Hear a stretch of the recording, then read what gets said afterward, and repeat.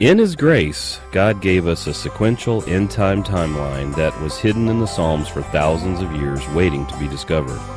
It has now been revealed here at the last minutes of the church age. This channel discusses end-time prophecy from the unique perspective of the encrypted timeline in the Psalms. If you want to know where we are on the timeline, please subscribe and take some time to watch the other videos on this channel. Also, please consider purchasing a copy of Encrypted, Unlocking the Timeline Revelation in the Psalms.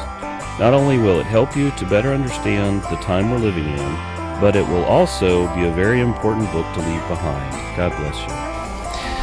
Finally, sorry. We spent a lot of time, actually, before I turned the camera on, just talking about all kinds of things, just catching up here as well. And we're a small group tonight, but that's great. You know, I like it, small group. So anyway, yeah, we may only have a few people here, but you know, through the internet, I mean, we reach thousands of people, which is wonderful. So one more kind of housekeeping note. Some people have stated that the audio quality is terrible. I have been working on that. You know, this again isn't a high production value kind of thing. This is an automotive restoration shop, and we've funded everything. The video that what we put out is free, and I figure I want to put our best foot forward for the Lord. Always want to, and so I've been working on trying to figure out how to get the mics to work better, maybe not pick up so much background noise, but also not spend a fortune on all of this. And Ruth Ann had said earlier that this obviously isn't a multi-million-dollar sort of podcast going on, and yeah, it's barely a multi-$10 podcast, but you know what? We're doing what we can, and again, this is just something that I throw together every week for the glory of the Lord, and if He wants to make more of it, He will. If He doesn't, and He wants to just keep it like this, and a few hundred or a few thousand people watch it every week, and a few people, show up here to my shop, then that's His will. I'm good with that. For a while, I was praying that, Lord, get this out to millions of people. If that's not His will, then that's not what I want. So, I just, whatever He wants to do with it is totally fine with me. If it just remains this, I'm perfectly happy with that. So, anyway, that's the last of the housekeeping. So, tonight's study that I put together while I probably should have been working on cars, is called In the Wake of Weakness. And you will see what I'm talking about eventually. So I also wanted to say, we have discussed this a little bit, probably before the cameras were on a few weeks ago. I might have discussed this on camera, but the war that's going on right now in Israel against Gaza, and also on the northern front there with Hezbollah. In Israel, on not just one, but I've seen it on multiple of the Israeli news channels, they actually have a daily count of the days of the war. So since October 7th, we are now at day 322 of the war. So that is today. And I will tell you shortly why that's important. So anyway, let's get started. Back to the writing of the book. So in 2022, I wrote about what the Lord had opened up to me in His Psalms regarding the recent past and the not-so-distant future. At that time, I could see how 2020, 2021, and into 2022 had played out exactly as the encrypted Psalms had prophesied. Of course, by that time, 2020, 2021, and part of 2022 had already passed basically in time, so I had the benefit of hindsight when I was writing for those chapters. So as you may know, there are two witnesses in the Psalms for most of the years leading up to and through the tribulation period. Those are made up of the Psalms of Ascent and the Psalms of Asaph. Once the tribulation period begins, the third sequence of Psalms kicks in.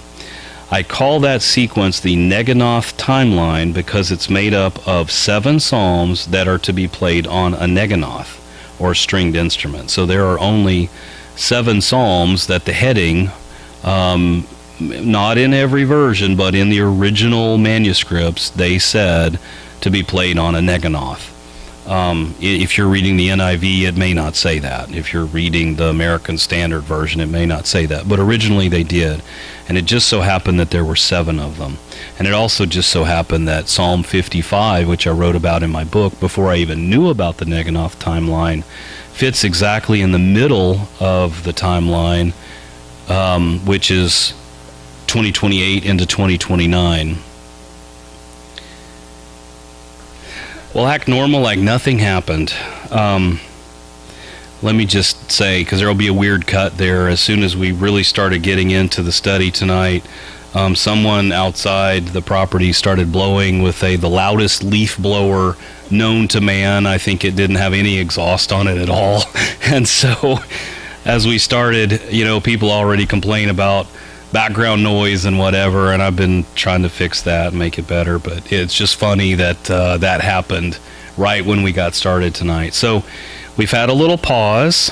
We were waiting for all that to end, and we didn't think it was ever going to end, but it finally did. So where was I? That's the question now. Oh, you had mentioned one of the, I think you mentioned was Psalm 55 to 28, 29. Or 2028.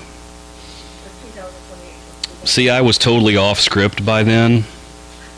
So yeah, no, I was just talking, so I was off script. So okay, so we were talking about the Neganoth timeline, and I was mentioning that Psalm 55 as I was writing the book. I knew when I was writing the book that Psalm 55 aligned with the middle of the tribulation at the 3.5 year mark, because when you read it and you understand, Revelation, you understand what Jesus said in Matthew 24. I'm thinking Luke 21, but trying to say Matthew 24.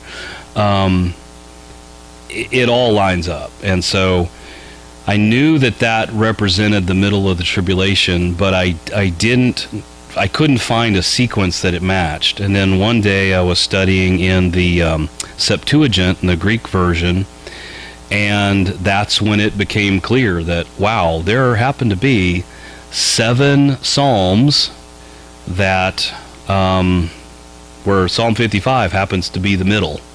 So there's 3 before and 3 after, and that puts it right in the middle. And then when you start looking at those Neganoth psalms, each one aligns with what we know in prophecy for each of the years.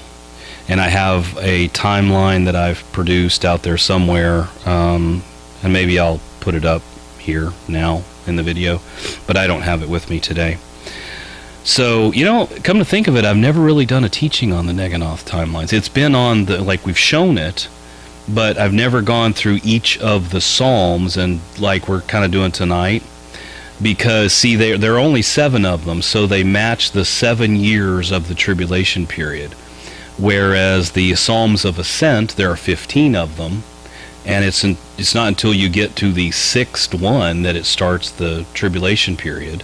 So even on the graph that I have tonight, the chart, we're not even looking at the tribulation period yet. It's just the steps to get to it.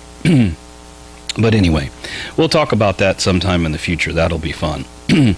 So anyway, tonight, let me get back on track here. I wanted to go through the first Psalms and just briefly hit the highlights so that we can get to where we are today on the timeline. And hopefully we can do that quickly because we've lost a lot of time tonight. So in the famous words of our illustrious Vice President, we need to be able to imagine what can be, unburdened by what has been. And now, I finally figured out what that means. Okay. So, the past years on the... I'm just kidding about that. But hold on. I have a little treat for you tonight. Imagine be and be unburdened by what has been. What can be unburdened by what has been. What can be unburdened by what has been. What can be, unburdened by what has been. What can be, unburdened by what has been. In my understanding this, you're setting the pace. Don't get me started on all of that. That would definitely be a whole evening to itself. I mean, we are in crazy, crazy times. And let me just say this, that in the Psalms, and we're going to talk about it tonight, so I won't give all this away, but in the Psalms of Ascent, actually it's in the Psalms of Asaph, which we're going to talk about, the Lord declares that he's the one that takes people down and puts others back up in their place. And that was, I believe, in preparation for what's to come. I believe he is setting his chessboard up right now. Now, who's going to end up being on there during the tribulation period? Is it Kamala? Or Kamala? People get mad now if you say it the wrong way. I have no idea how to say it, and it doesn't really, I guess I don't really care. People have certainly called me other things than my name, the way it's supposed to be. So anyway, yeah. So, but we're going to talk about a little of that tonight, but not too much because we've got a lot of ground to cover. So sorry that I had to do that to you guys. You ever watch Jaws when Quint gets his fingernails? They're in that little meeting trying to figure out how they're going to catch the shark. And he gets his fingernails on the chalkboard and goes down them. That's what I hear when I hear her speak. If that offends anybody, I'm sorry, but that's just the way it is. And let me say this. I want to qualify what I just said, and I'm sorry about this. But I was here at work one day. And of course, we're in California, and she used to be like the Attorney General or something like that for California. And so I'm here in my, workplace, and oddly enough, I got a letter from her one day. And I didn't know who she was. This was years ago now. And I read this letter, and I thought, why in the world did this come to me? Because, people get offended by a lot of things. This letter was truly offensive. I wish I'd kept it. If I had known, I would have kept it because it would have been great to show. But this letter was all about how great she was because she has promoted abortion and LGBTQ in California like nobody else. And that was the whole purpose of the letter, patting herself on the back because she's saw to it that more babies have been aborted and all that stuff. And it just made me sick. So since that time, every time I hear anything about her, that's where I go to. Yeah, just how vile and disgusting that is. Anyway, so that's my little story. So we're going to start 2020, which is Psalm 120. It's the first psalm of the 15 Psalms of Ascent. It aligns with the year 2020, as you can see on the timeline or on the steps that I've created. Oh, I'm sorry. That's true. It just gets stuck there, doesn't it? Yeah, sorry about that. On our overhead, it gets stuck on the last thing that you put up there. So anyway, according to J.R. Church's book, Hidden Prophecies in the Psalms, if you add all this up, basically you would come to Psalm 120 should match the year 2020.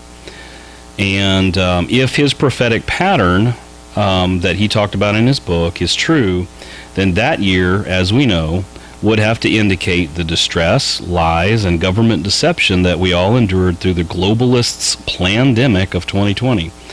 Psalm 120 does not disappoint in that regard, because that's pretty much what it's about. Now, it doesn't say COVID, and it doesn't say go buy toilet paper and all that kind of stuff. But again, these are encrypted.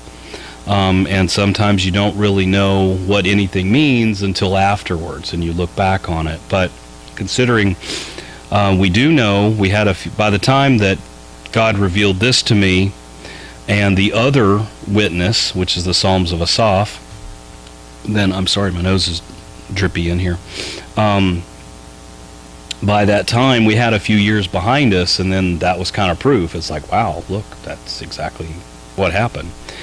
So the key words, phrases, patterns, and symbols, and concepts, I should add, that were found in Psalm 120, we had distress, lying lips. Thank you so much. We had a lot of dust from the thing out there, and now I'm sniffling. Okay, so let me back up. Distress, lying lips, deceitful tongue, judgment coming, which of course, think about this from God's perspective. If you know the next few years and what's coming, and you want to prep people, aren't you going to talk about judgment coming? Now here's the big one for me. Knowing what we know now, how Israel was attacked on October 7th, God indicated in Psalm 120 that Israel has dwelt too long with those who want war when Israel wants peace. Now, who does that sound like?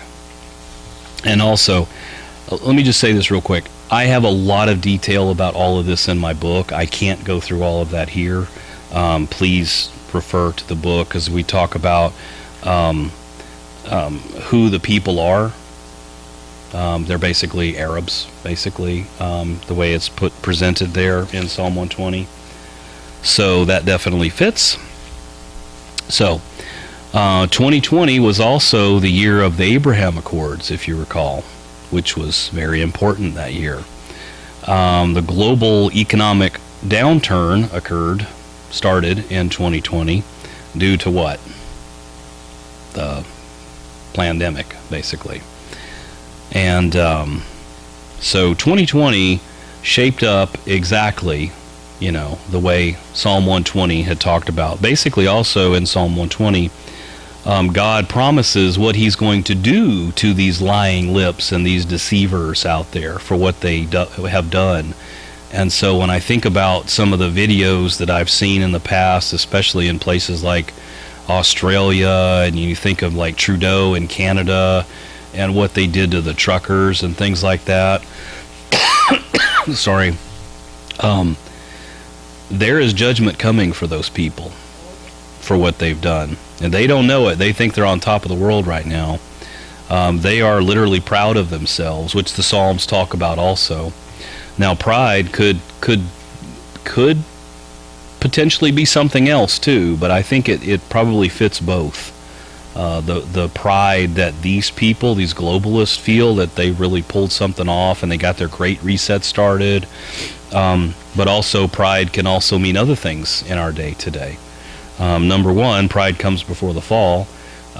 We should not be proud in ourselves. We should be proud of what the Lord does for us and maybe even through us, but not in ourselves. But the world happens to be very proud, even of their sin today. So anyway, now we're going to move on quickly to 2021. And I have to put /2022 because now the Psalms of Asaph are coming in with the Psalms of Ascent. And they don't match as far as the our Gregorian calendar, because now it's based on the Psalms of Asaph are based, I would say loosely, but I'm not totally sure how God planned all this, but basically on Israel's birthday. So as Israel turned 73 years old, that matched Psalm 73, which falls into place in the 2021/2022 time frame. Hopefully that makes sense, because Israel was reborn in 1948. If you add 73 years, you come to this time period.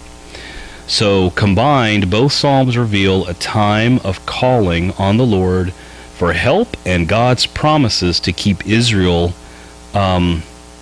safe, basically, from this time forward, to keep them. It doesn't use the word safe, but that's what it's talking about, to keep them, okay? Like under his wing, so to speak. Okay. So 2021 was the year that Biden ordered the disastrous withdrawal of U.S. forces from Afghanistan. So when this was actually happening, I talked about it. We were doing current events and talked about how this has big-time prophetic indications. I wasn't fully sure at that point in what way, but it just seemed like, sort of in my spirit, I knew this is a big deal right now. And this is why I named this teaching In the Wake of Weakness tonight, because this is where it starts right here. So, as we know, the U.S. has, in a sense, been the world's policeman for decades. Biden's terrible withdrawal of our military from Afghanistan signaled our weakness to the world and the proof to the world that we will abandon our friends without hesitation, because that's exactly what we did, and the world was watching. So I believe the withdrawal, combined with Biden's woke, globalist/Democrat policies and agenda, have been the foundation for everything bad that has happened in the world since then. Not literally everything, but you know what I mean, in a grand scheme of things. It was a pivotal moment in world history.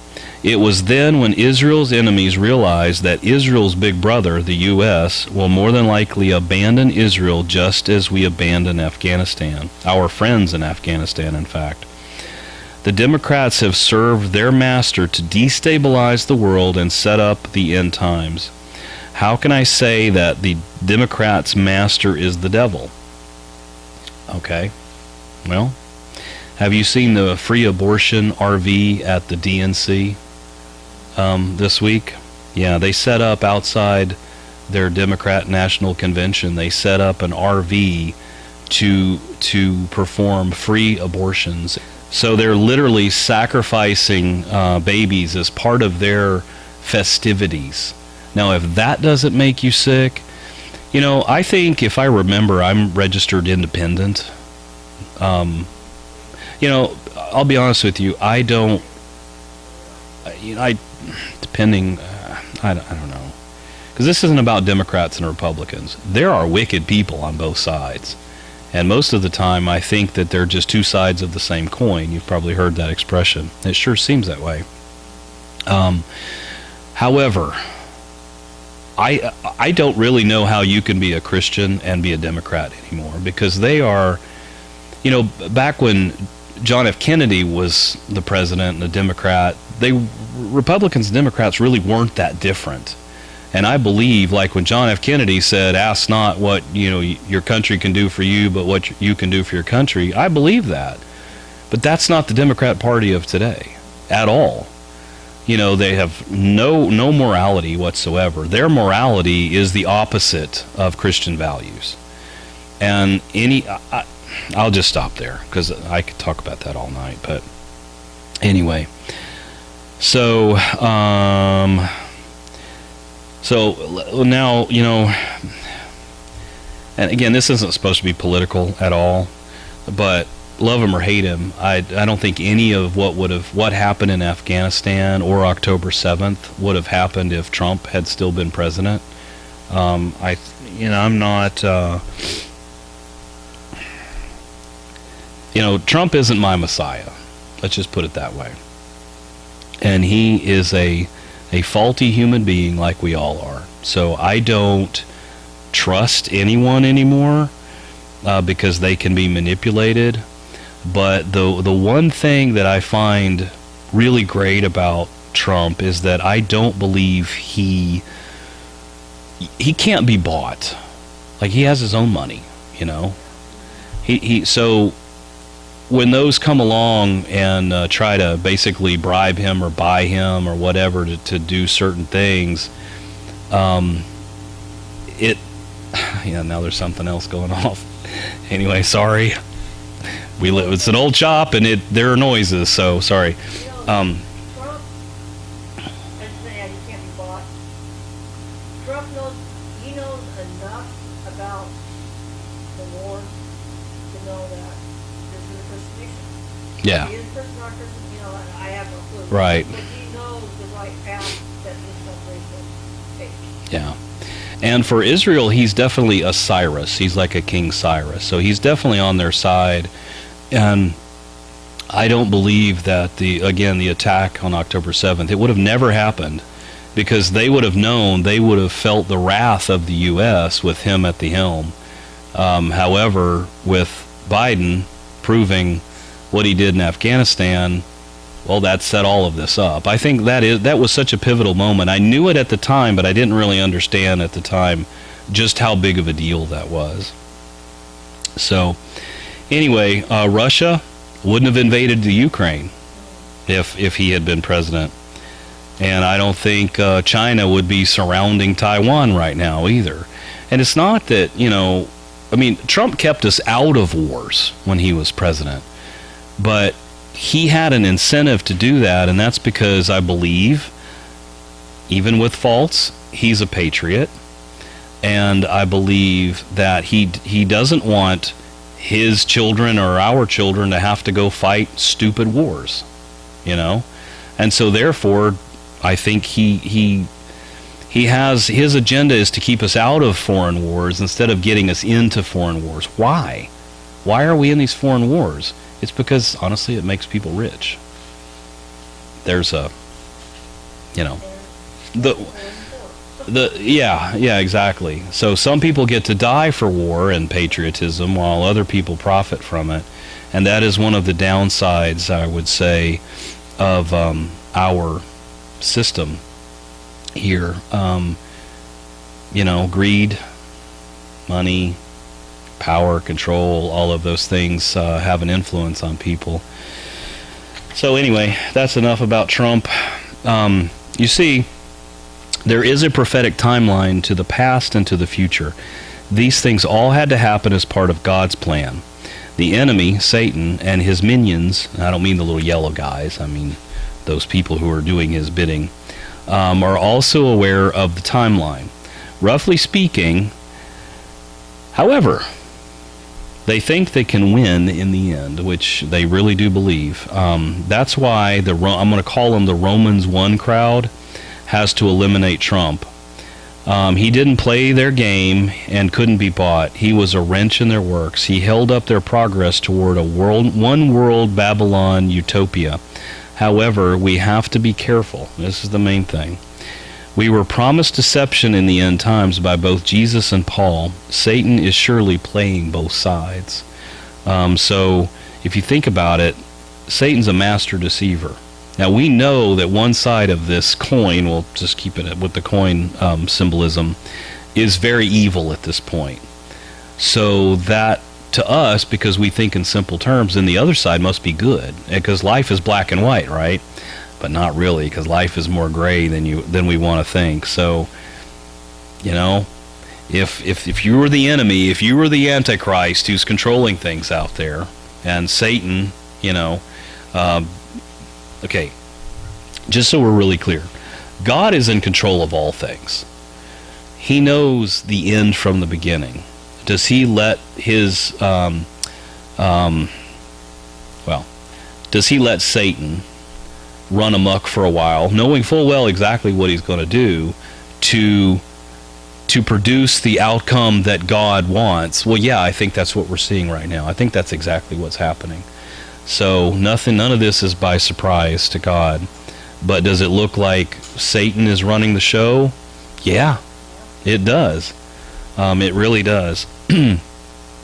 So, yeah, anyway, I'm just concerned about deception, but I don't think we're going to be here for that part.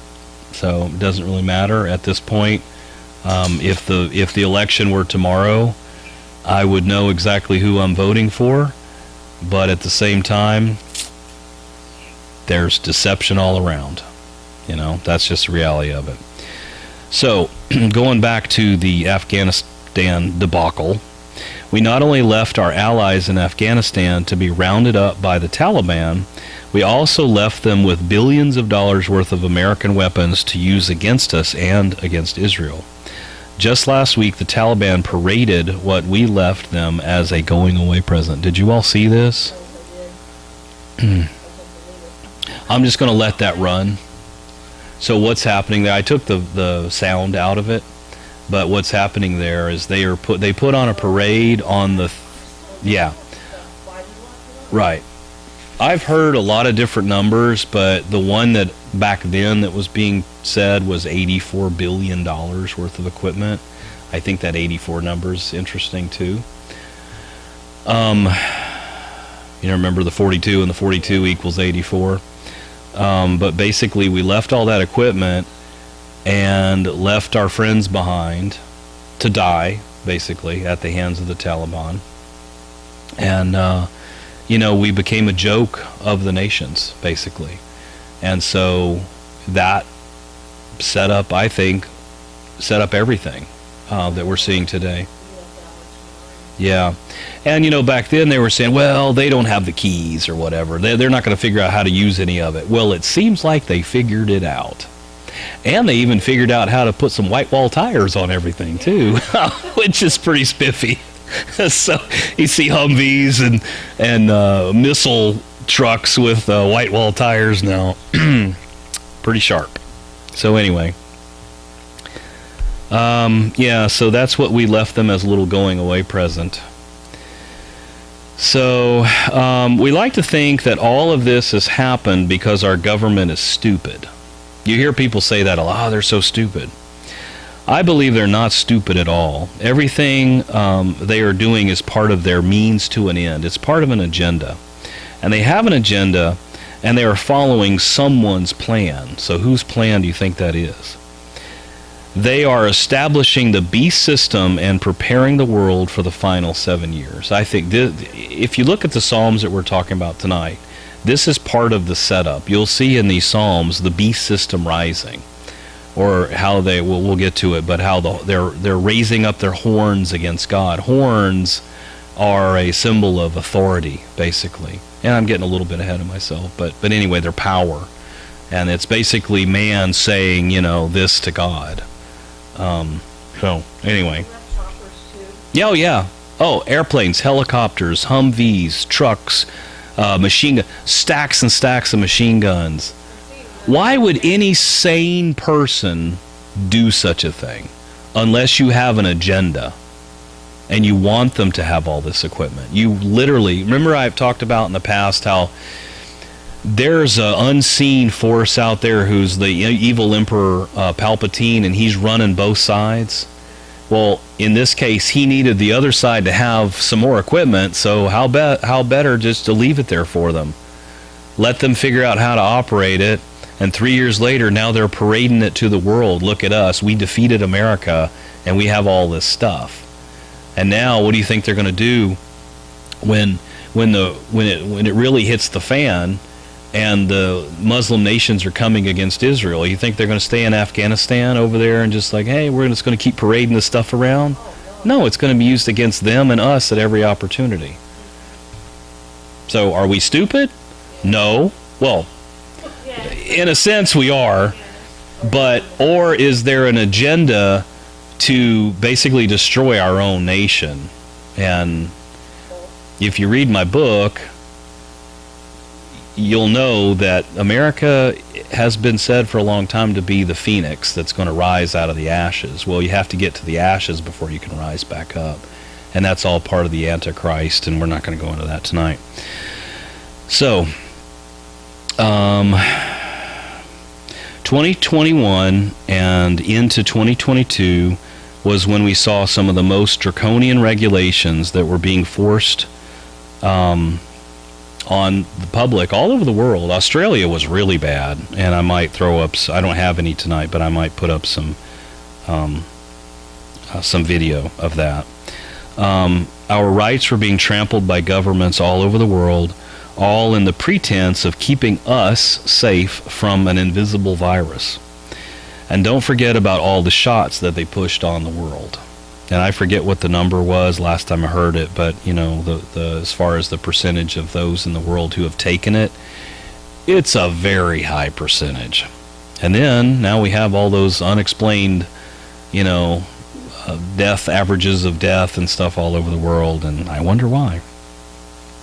So here are some of the key words, phrases, patterns, symbols, and concepts from Psalm 121 and 73, which match 2021 into 2022. The wicked prosper. Have they in this time? Absolutely. One of the phrases, and I wrote this, a lot of this just sort of like out of memory. So these aren't direct quotes necessarily, but the theme is there. I have been plagued. I've washed my hands in innocence, terror, image, beast, harlotry, and a warning that the ungodly will be destroyed and desolation will come in a moment, meaning sudden destruction. That's all in setup to the coming tribulation period. So in 2021 and 2022, were we plagued? Did the wicked prosper? Did we have to wash our hands in innocence, like we were just doing what we were told and we thought we were doing the right thing, right?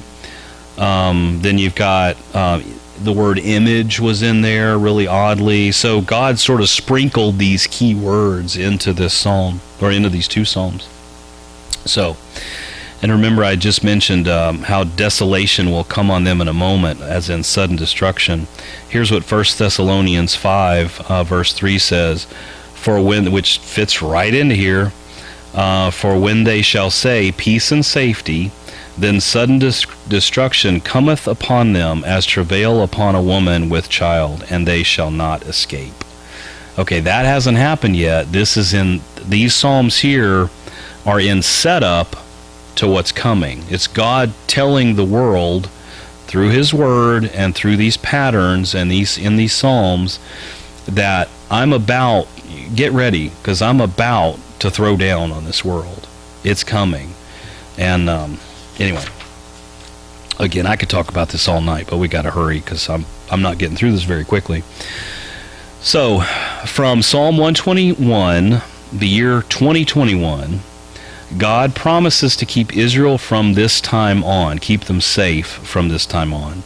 That doesn't mean every person in Israel is going to be safe. That means Israel as a nation is going to be kept by God. No one is going to destroy the nation.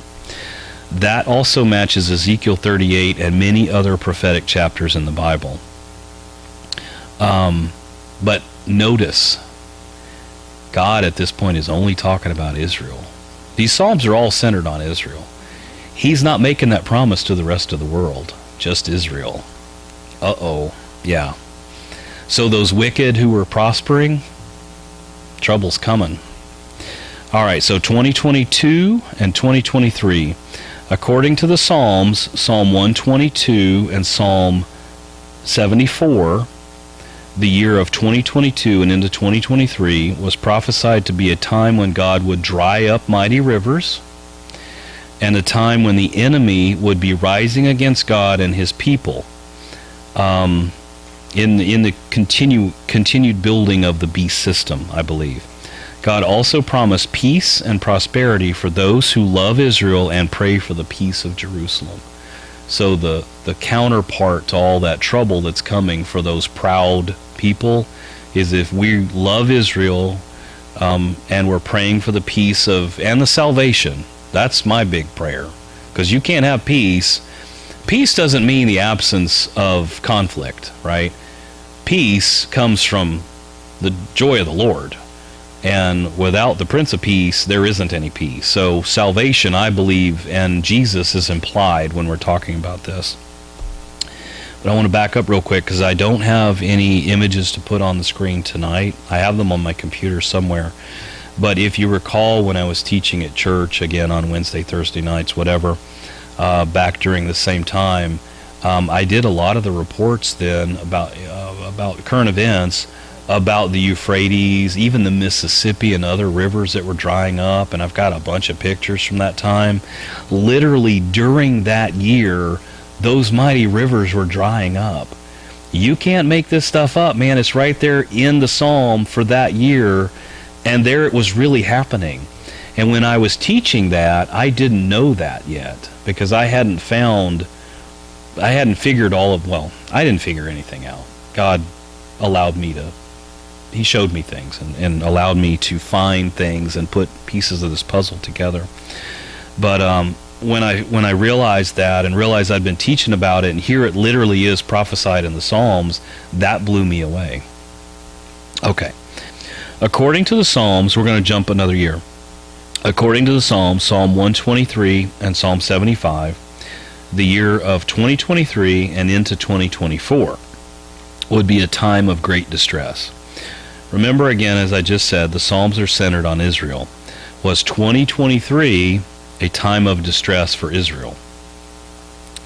Not the whole year, perhaps, but they quickly transitioned from a time when they were living in relative peace, considering the neighborhood they live in, right, to a time of war in an instant on October 7th, 2023. Here are some of the key words, phrases, patterns, symbols, and concepts from Psalm 123 and Psalm 75, which match the year 2023 and into 2024. We are scorned by the proud. Remember, I mentioned the proud. The wicked have lifted up their horns against God. God will judge at his appointed time. Now, what's an appointed time? A Moedim. Remember, Jesus still has 3 more to fulfill. His cup. Now, a cup of wine can be a good thing or it can be a bad thing. If God, in this case, has a cup of red wine and he pours it out, that's not a good thing, okay? It says his cup of red wine is ready to be poured out, which means judgment is coming. The earth's pillars shake, but God is still in control. God puts down one and brings up another, which, as I mentioned earlier, that's God setting up his chessboard for the 7-year tribulation. If you take these out of order, they don't really work anymore, but God put these and arranged them in a perfect order. So, now we finally come to today. Through all of this, doesn't it seem like tension has been rising every year, and people kind of know? I mean, even when I ran into that really nice guy in Albuquerque, Ernesto, he knew, yeah, man, we've got to be in the end times. He didn't know a whole lot about it, but I think a lot of people that you talk to, they know something's up. This isn't normal. We're coming into something that's not good. And for people that know, like the book 1984, George Orwell, they can start seeing a lot of the stuff that was written in there. While we're seeing that in the world today. Not just from the Bible, but, his was a fiction, and it doesn't really match anything. The Bible is God telling the end from the beginning. So, let's get back to this. On the 15 steps leading up to the Holy Temple, we're now on the 5th step from the bottom. That coincides with Psalm 124 and Psalm 76 in the timeline God encrypted in the Psalms. It's also a Shemitah year according to the Essenes calendar found in the Dead Sea Scrolls. The Shemitah year is a year for war according to Jewish tradition and historical patterns. So it's not just that they say this. You can go back and look and map this out, and they're right. That according to the patterns in history, the Shemitah years have notoriously been years of war. Is Israel at war? Is everything you turn on the news now and all you hear about is war, possible nuclear war, Russia, the U.S., China, North Korea, Iran and the Turkey, it just goes on and on.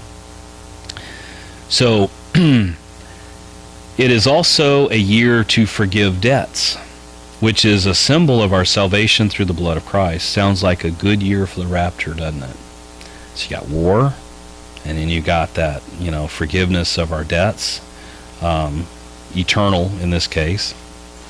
So speaking of rapture, did you know that it was on the 5th? This is going to get interesting now. If you were bored until now, because you kind of knew some of this stuff, this is where it's going to get interesting. So did you know that it was on the 5th step up from the bottom, which is the 10th step down from the top, where the priests would stop and blow trumpets during their water ceremony every year during Second Temple times on the 7th day of the Feast of Tabernacles, which is also called Sukkot, and the Feast of Ingathering. Now, interestingly enough, ingathering is what the word Asaph, or the name Asaph, means. So the Psalms of Asaph are the Psalms of ingathering. So we've got one group that's the Psalms of Ascent, as in up to the temple of God, and another one which is the whole sequence is about ingathering. Seems to fit pretty well. Okay, The seventh day is called Hoshana Rabbah, which means great salvation. The water ceremony on that day is called Simchat Beit Hashovah. Now, I'm from Alabama. If I butchered that and you're Jewish, I'm very sorry. This comes from Isaiah 12:3. This term means rejoicing at the place of water drawing. Okay. The seventh feast, being the Feast of Tabernacles, represents the millennial kingdom, when we will literally tabernacle with the King for 1,000 years. According to my studies, the water was drawn by the priests at the beginning of the seventh day. So it's actually in the evening, because in the Bible, the day starts in the evening, not in the morning, or not at midnight or whatever. So that means that the water was drawn in the evening time to then be used in the morning at the temple when it was poured out on the altar.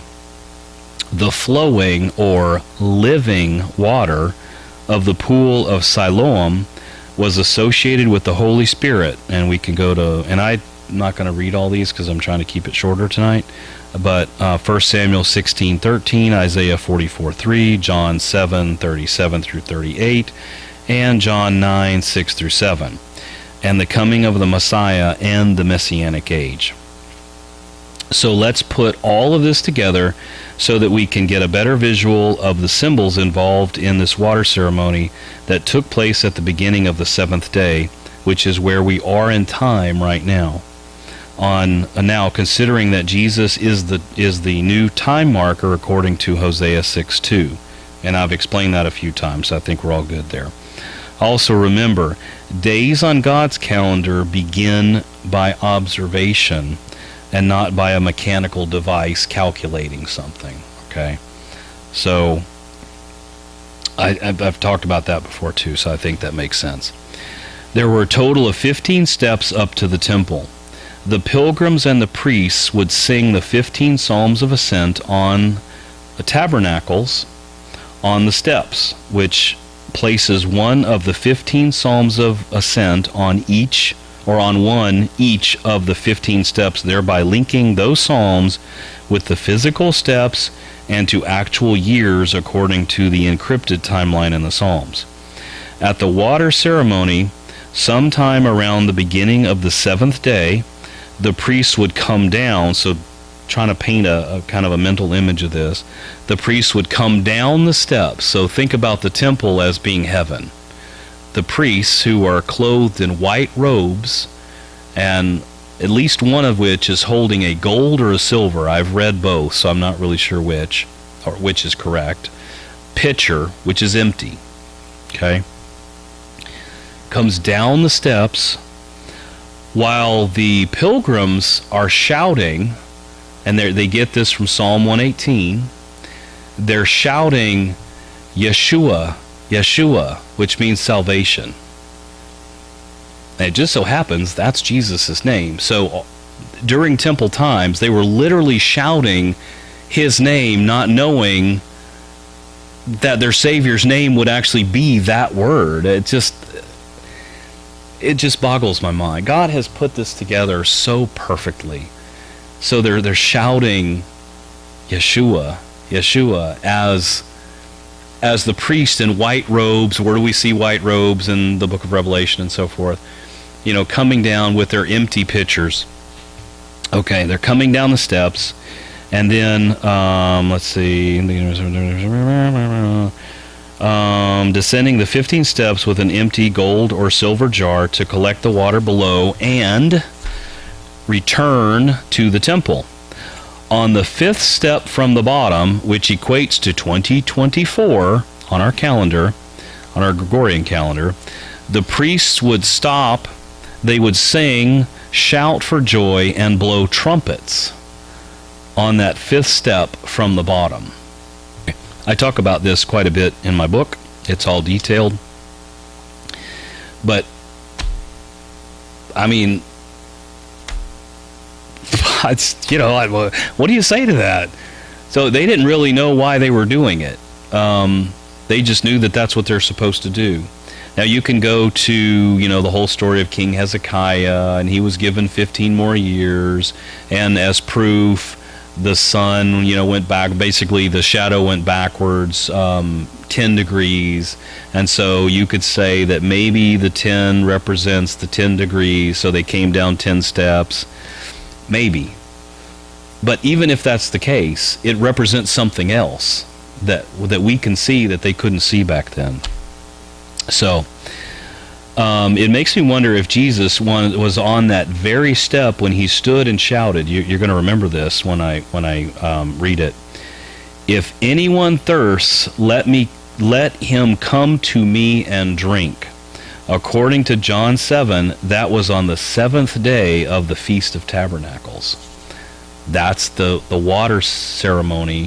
It happens on the 7th day. That's the day they would come down, so it represents, I'm absolutely positive, it represents the rapture.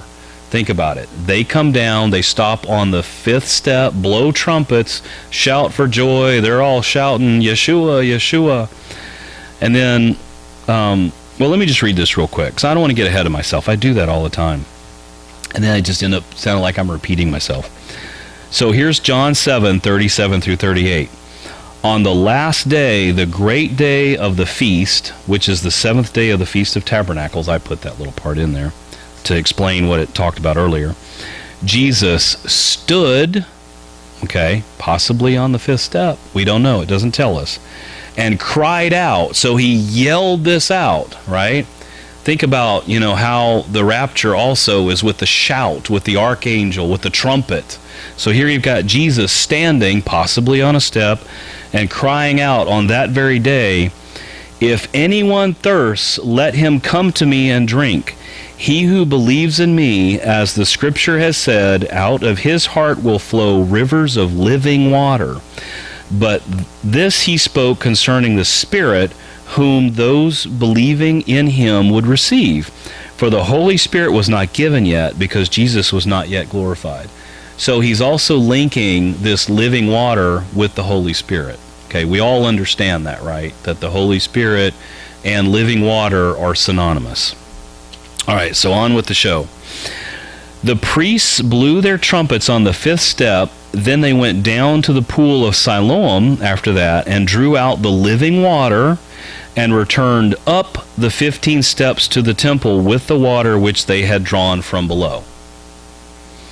I think this paints a picture of the rapture. And maybe I'm just crazy, but I don't think so. If the Holy Spirit is the restrainer spoken of in 2 Thessalonians 2, verse 7, which I fully believe that he is, that restrainer lives in us, okay? That restrainer is the Holy Spirit living within us, that living water within us, which is restraining the forces of evil in this world right now.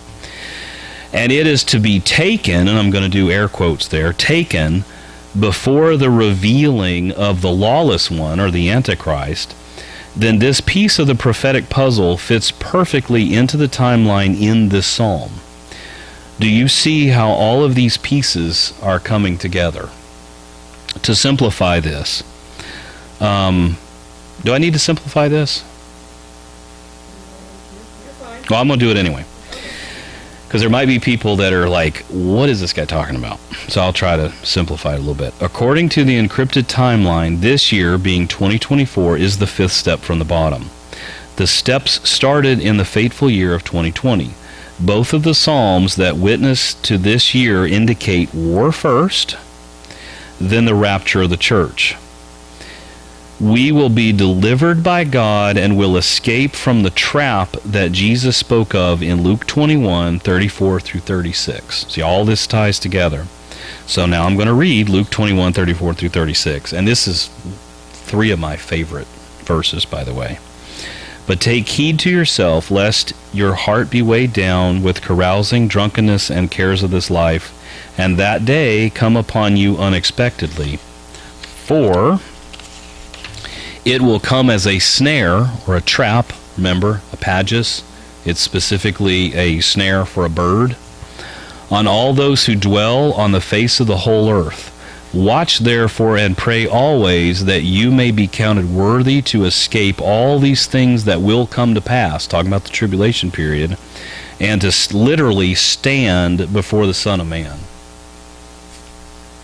If that's not a rapture set of verses, scriptures, I don't know what is. A lot of people tell you it's not. I think it ties all of this together, and even more if you read the book. So this ties directly into all of my crazy talk about how Luke 17:34 through 37 connects with Ezekiel 39:4, and indicates that the rapture will happen shortly after the final Gog Magog invasion of Israel and their defeat by God alone. So Luke 17:34 through 37, we talked about before. I want to read both of these and Ezekiel, just for those who may not have heard this before. So I tell you, in that night there will be 2 men in one bed. The one will be taken and the other will be left. 2 women will be grinding together. The one will be taken and the other left. Now the word taken there is paralambano, which in Greek, which means taken as a bride, or like taken to one side, okay? The one left is just left. They're just here. Basically, they're caught in the trap, while the one taken escaped from the trap as a bird escapes from a pagus, a bird snare or trap, a fowler snare. And they answered and said to him, "Where, Lord? Where will they be taken?" So here's where it's cryptic. Okay? So he, Jesus, said to them, "Wherever the body is, there the eagles," or other translations, vultures, "will be gathered together." Now here we go to Ezekiel 39:4. "You shall fall upon the mountains of Israel," speaking to Gog and all of those invaders of Israel, "you and all your troops and the peoples who are with you. I will give you to birds of prey," vultures, eagles, whatever, "of every sort, and the beasts of the field to be devoured." So we're getting close to the 11th month of the Gog Magog war. And people will hear me say that and think I'm an idiot. But I believe October 7th was the beginning of this war. Okay, from Isaiah 18, sometime around the 1st century, Rabbi Akiva, who I've talked about before, prophesied that this war would take 12 months. Okay, we're approaching the 11th month of this war now. Today is day 322. I mentioned this earlier, but I've never seen a war with a day count before on television. However, the Israeli news stations are counting each day as if it's leading to something. I'm not sure if they realize what they're doing or not, but it's still part of God's plan. If God doesn't hit the pause button very soon, I believe over the next 2 months we're going to see several prophetic events take place, and I'm talking big ones. We're still waiting for the hook in the jaw that's talked about in Ezekiel 38 that will turn, I believe, Russia, Magog, around from, right now it would be from their war in Ukraine. And if you read Ezekiel 38, you realize it sounds like this Magog, this Gog of Magog, is going in this direction, which kind of fits in the war that they're in right now. And then something big happens, and that's the hook in the jaw, where now he has to turn around. Think about a hook. So he doesn't really want to turn around, but now he has to. He has to do something. So it looks to me like he's going to finish up what's going on in Ukraine, turn around, and come to Israel. So,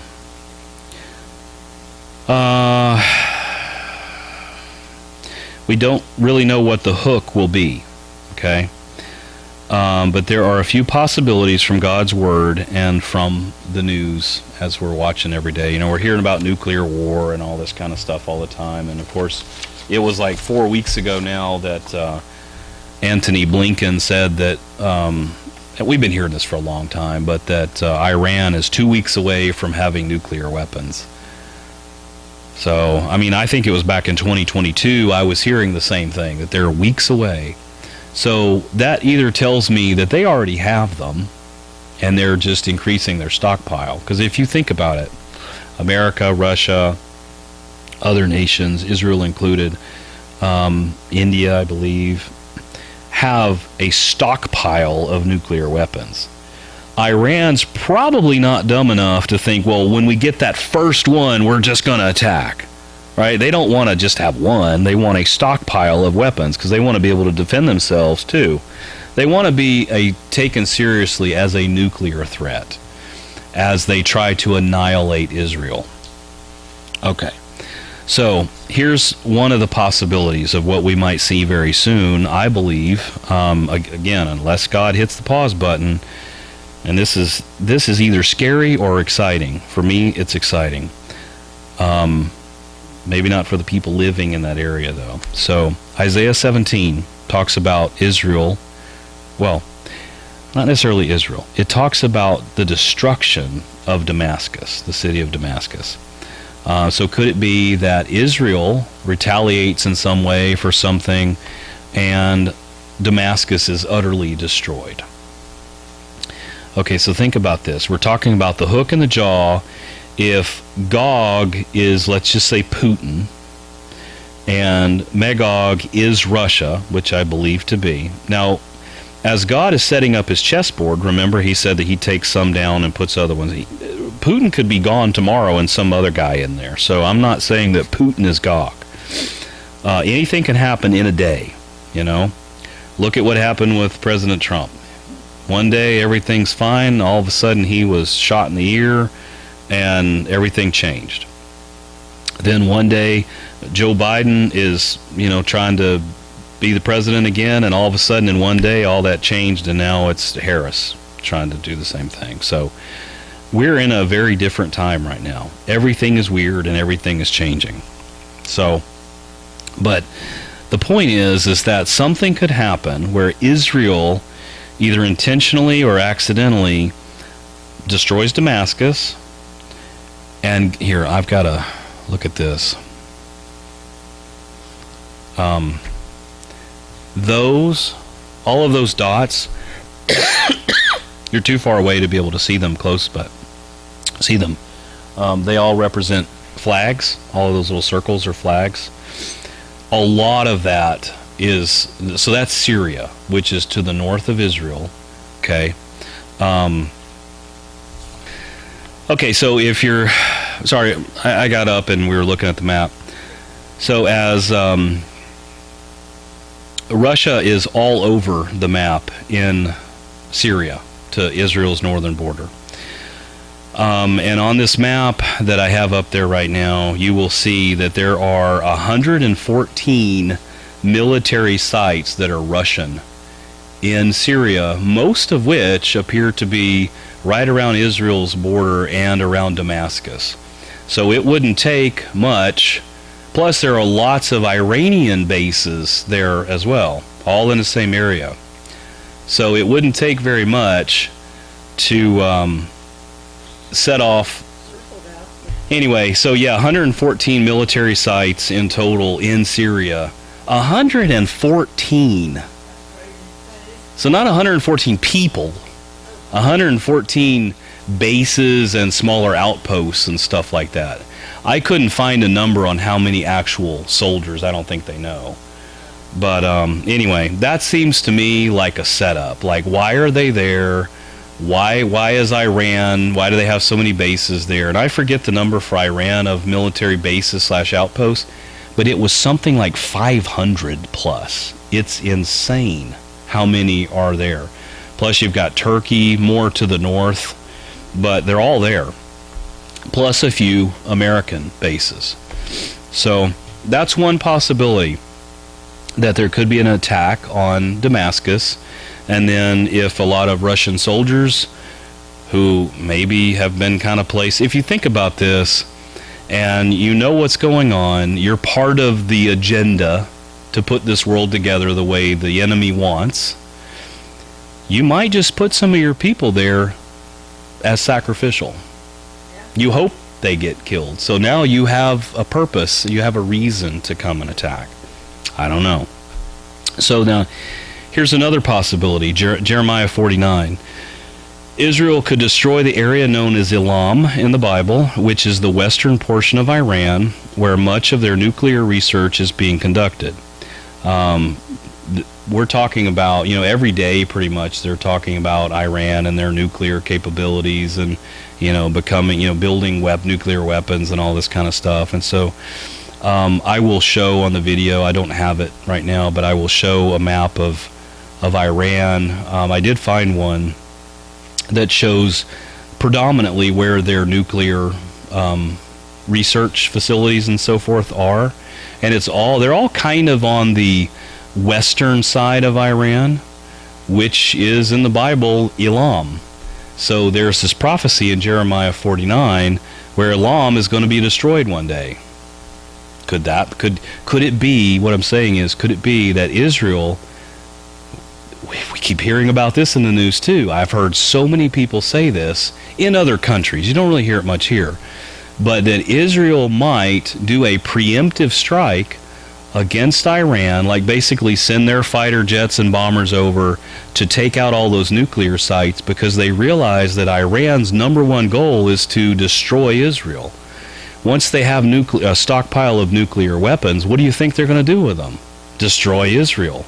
Israel's only way to fight against this is to make sure they never get to that point. So that's a serious possibility.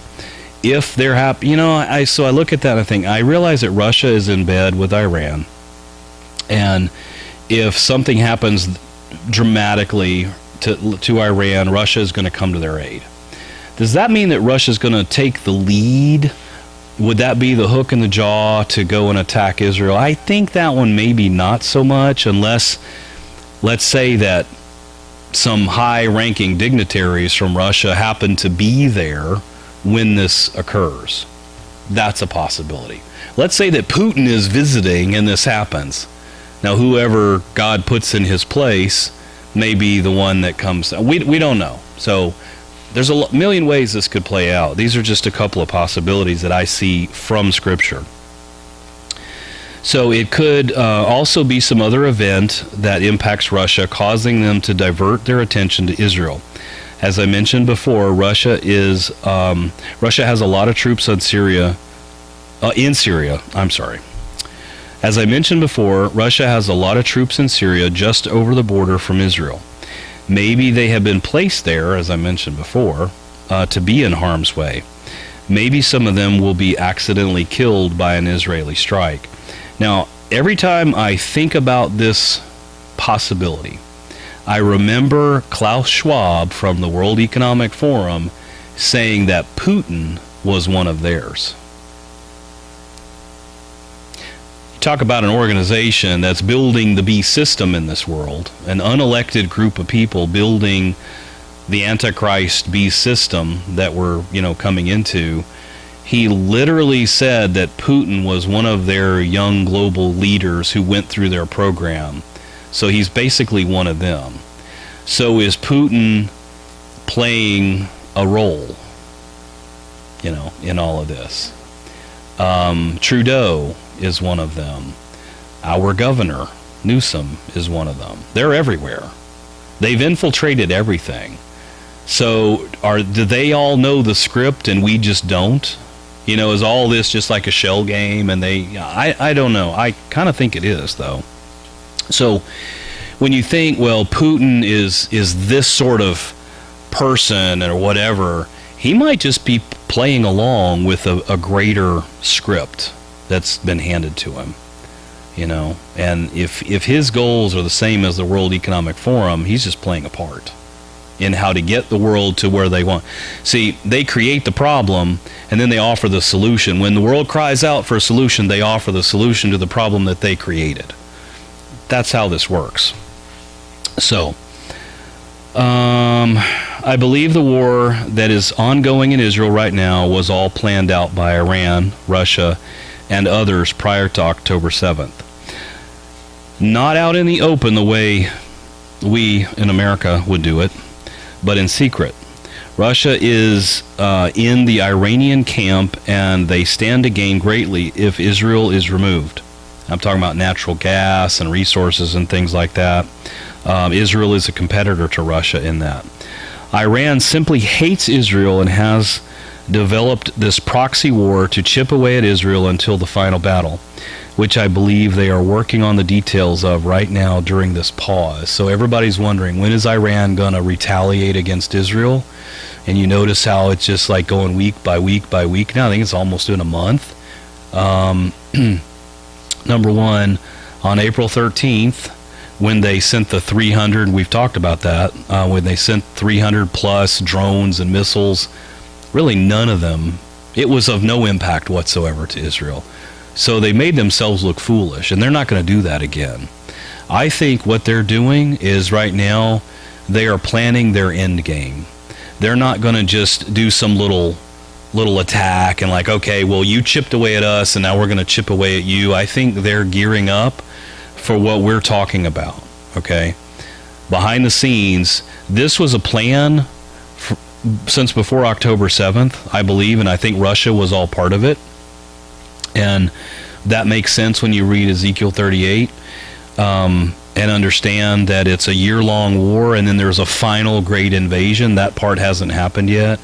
But, Israel getting caught with their pants down, basically, we live in a land of unwalled villages and they're at peace. That already happened. That's not happening again. There's no way that would ever happen again. So when people talk about Ezekiel 38, well, it looks like it's going to be a long time from now, because when is Israel ever going to allow that to happen again? It's not going to happen again. That part of it that ship has sailed. It's done. People also, when they read Ezekiel 38, they believe they're reading it as if it's a timeline. It's not a timeline. It plugs in, different verses plug into timelines, but in itself, it is not chronologically ordered. It is not a timeline. If it were, then there wouldn't be an Ezekiel 38 and a 39. You've got to try to marry those two together, and they don't work together like that. It's not a timeline. So you have to understand how God encrypts things and then figure out how that plugs in to the timeline that God has already revealed to us. Anyway. All right, so Russia is in the Iranian camp and they stand to gain. Okay, so that's where we're at. So Iran simply hates Israel. I already read all that. Okay. The U.S., the world's most untrustworthy ally, is in Israel's camp. So I was talking about who's in Iran's camp and Russia's camp, right? Unfortunately, Israel is saddled with the good old U.S. of A. and Sleepy Joe.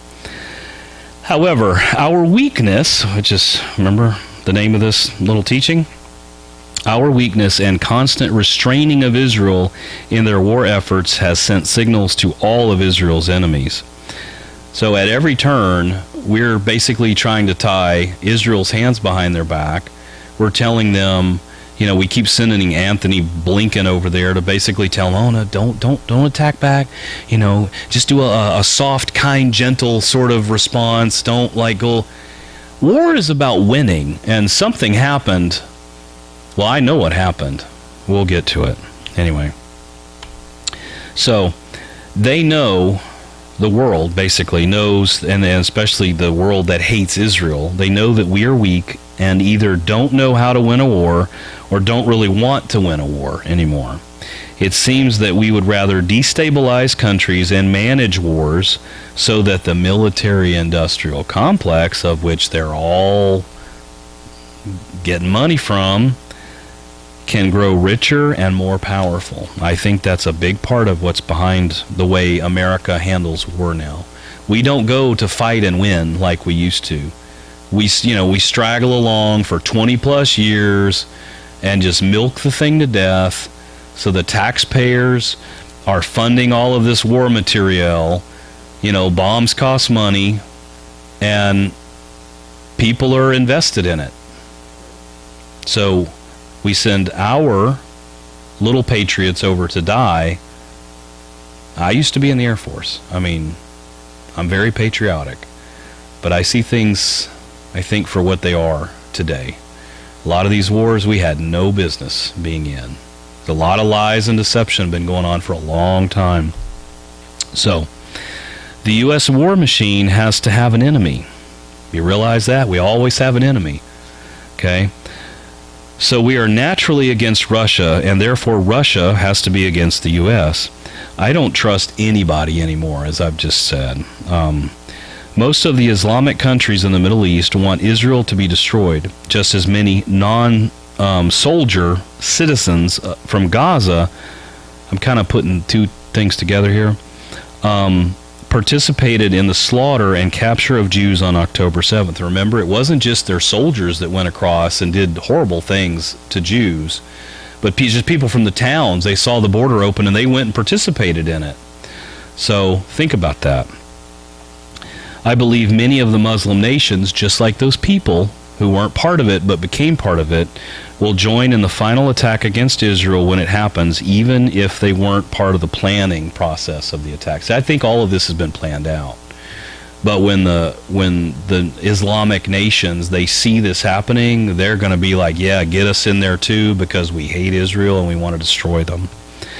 So, however, remember what Psalm 121 says. See, this is now where this becomes very important. It says, the Lord will keep and preserve Israel from this day forward. Let me tell you something. None of those other nations have that promise. So if they invade Israel, God will destroy all of them, just as it has been prophesied, especially in Ezekiel 38 and 39. So I think the next few months, maybe the next month, is going to be really interesting. Unless, I'm just going to say, if we're still here waiting for all of this in November, I think God has moved it, hit the pause button. There is still the possibility that it could be into 2025, but everything is pointing. All of the prophecies, all of what we're seeing in the world, all of what he unveiled and had encrypted in the Psalms, for instance, as it is a timeline, it all fits in this time that we're in right now. And literally, we're standing at the doorstep of this. So it's going to be really, really interesting, I think. I'm on the last page, and we're going to switch subjects. Any questions about any of that? So where we are in the timeline, how we got here, and the fact that we are standing like at the edge of the cliff, but instead of falling in, we're going to be going up. We're going to be rescued out of this place. And then the world's going to fall over that cliff, unfortunately for them. But the reason for all of this, for always talking about these things, is so that we will all be aware that time is short, and it's time like no other to make sure that fewer people fall off of that cliff and fall into the trap that's being set. Because God wants an abundant harvest, and he's coming for an abundant harvest. But that's up to us. If we're not planting seeds and harvesting, then, shame on us, because that's what he left us here to do. All right, so now we're going to talk about aliens, and then I'm going to wrap this up tonight. So I'm not sure if you're familiar with this person. His name is L.A. Marzulli. Have you guys ever listened to him on YouTube or read any of his books or watched any of his videos? So he's a Christian researcher, author, video producer. He specifically goes out and he focuses on the Nephilim, aliens, things like that. Travels all over the world, Peru, looking at these elongated skulls and all this kind of stuff. So he's really interesting. I love watching him. And so he has a saying, because he fully believes, like we do, the rapture is pre-tribulation, number one. And he believes, and I absolutely believe this too, I think that the alien deception that's going on, and how they're unveiling all of this now, and all of a sudden the government went from saying that, there's nothing to see here and it's a weather balloon or whatever, to now they're basically saying that, yeah, it is real. Over the last few years they've come out and they've started saying that this is real. It's not just for crazy people anymore. And a lot of people have studied what other people have said, what their experiences were, what they've seen, videos, abductions, and all this kind of stuff. So basically, he has this saying, and I really love it. I wish I'd come up with it. When we go up, as in the rapture, they show up. So he believes that the end time deception that's spoken of in prophecy will be much about the alien deception. And I would have to agree with that. So he's done a lot of research around Roswell, New Mexico, where, of course, you might know that in 1947 an alien spacecraft crash landed, and then the government got involved. And one day the newspaper is saying that an alien craft landed and they've recovered bodies and stuff, and then a couple of days later, full retraction. Oh, it was a weather balloon and all that kind of swamp gas and stuff like that. So, do you remember any of that? Have you heard anything about that? Yeah, I mean, it's why people talk about Roswell, New Mexico, basically. Well, so, aliens, when I'm talking about aliens, I'm talking about demonic entities. I'm not talking about from outer space. They are parading, they want people to think they're from outer space. Do you remember some of the New Age mediums that I read articles and sent quotes and stuff from? It's all about that. It's that they come from some galaxy far away, and they're going to come and they're going to pick people up, and the Earth's going to cleanse itself and all. It's all about aliens and Mother Earth. And so I believe, without going in a lot of detail, just real simply, I believe that one of the narratives, maybe the primary narrative, is that we were planted here by these aliens billions of years ago, and that now, because Earth's tearing itself apart and we're doing bad things to Mother Nature and whatever, that they're going to come, they're going to show up and basically say, we had to take these Christians away from here because they don't believe in global warming or whatever the case may be. But they're safe, they're okay, we just had to get them off of here because they're bad news for us. And the Earth cleansed itself and whatever. That's going to be a whole narrative. So anyway, that could possibly, I believe, will be the go-to narrative after the rapture, okay? Because they've got to explain it somehow, right? And for decades, you've had these mediums through seances come up with all this stuff and write about it. Books out there about this, right? One day, millions of people are going to disappear. And they even use things like in the twinkling of an eye, people are going to disappear, but they're going to be on the fourth moon of the planet Endor and just all kinds of dumb things, right? So when we go up, they show up and explain this is what we did. But they're not aliens from the planet Krypton. They're demons parading in. Okay. Have you seen any of the? I don't know. It was months ago now. They had a guy, and I can't remember his name, but basically he was in Congress and being questioned. He was a whistleblower. Yeah. And basically, when asked, he wouldn't say that these things were living beings.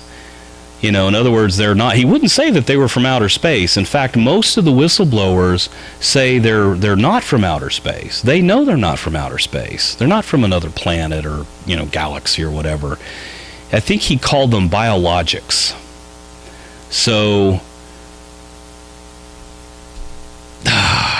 man, boy, that just opens a whole can of worms. It's just funny that they won't say what everybody wants them to say, which is, yes, they're from outer space. They're from another planet, right? No, they're biologics. So there's some biological something, right? So now L.A. Marzulli, back to him, he interviewed many people who claim to be abducted. And they all, not all, but many of them have the same story. While they were being poked and prodded and whatever on some spaceship, they noticed that there were, just hard to say, but gray alien suits, basically without people in it or whatever in it, like stacked, like in the corner of the ship. So they noticed these, like you got the gray, as they call them, the grays, aliens like poking on you and doing stuff. A lot of it has to do with like procreation, and I think a lot of that may tie into the Antichrist. I talk a little bit about that in my book too, but I'm not going there tonight. It's getting late. But so it's just funny that they talk about these suits that aren't really inhabited, these biological suits that look like the people here, but they're just laying there in a pile. So that's pretty weird. So while we were there okay, let me back up. So we went to Carlsbad Caverns in New Mexico, and then we decided we did not want to continue on I-10 because we'd have to go through LA on our way home. We decided to travel northwest through New Mexico and go back, hit I-40 and come back home, which is what we did. So that took us right through Roswell, New Mexico. So I thought, we talked about it. We need to stop and do our own research and figure out what's going on there in Roswell and see if we can dig up some real alien kind of stuff. And it just so happens that Devin and Tammy were abducted while we were there. No, I'm serious. Look, I have a picture to prove it. So they were abducted, and they did find a little gray alien hiding in there, and I brought one here to show you guys. So this is him. This is one of the biological suits that that they have there in Roswell. Wait, they only have 3 fingers? Yeah. Hello, my honey. Hello, my baby. Hello, my ragtime gal. Anyway, so I'm making fun of this. It was fun. We went to Roswell. We stopped and looked at all the crazy stuff, and a lot of the businesses there have like spaceships and flying saucers and stuff, and I had to buy this. And I love watching L.A. Marzulli and listen to all the stuff that he talks about, and I think most of it is probably very accurate. But when I saw the gray alien and thought about how he was talking about how they're all stacked up, I could not resist. I had to buy this. So anyway, that's our abduction story from our trip home. So anyway, but isn't it interesting that all of this started in 1947, right around the time that Israel was becoming a nation again? Is that a coincidence? Yeah, I don't think so either. I think all of this, that's the fig tree generation started right there, and this is part of it. It'll be maybe in a couple of years, or maybe a year or less than a year, when all of what we're talking about today will be old news to people. I think people in the very near future are going to see things that they never thought they were going to see on this world. I just think it's interesting that back to 1947, that all of that started right then, and ever since then there have been countless movies about aliens and all this kind of stuff. And so, well, if you ever wanted to see one, here he is. So what are you naming him? Ooh, probably Marzulli. I don't know. Marzulli. Yeah. Nanu. Anyway, I had to do that. I'm sorry. So that's what we got tonight, and thank you all for coming out. All of my adoring fans out there.